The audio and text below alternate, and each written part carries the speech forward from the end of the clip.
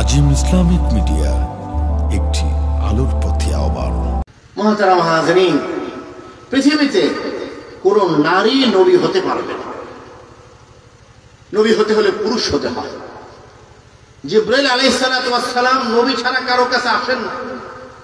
এরপরও তিনি পৃথিবীর এমন কয়েকজন নারীর কাছে এসেছেন যারা রব্বুল আলামিনের বিশেষ রহমতপ্রাপ্ত নারী ছিল।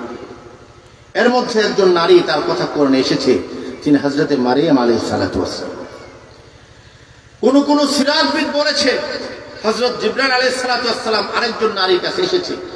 কারো করা ভাষ্য হলো তিনি হযরতে আমেনা নবীজির মা, তার কাছে এসে বার্তা দিয়েছেন, আমেনা আপনি পেরেশান হবেন না, আপনার স্বামী মারা গেছে, আপনি পেরেশান হবেন না।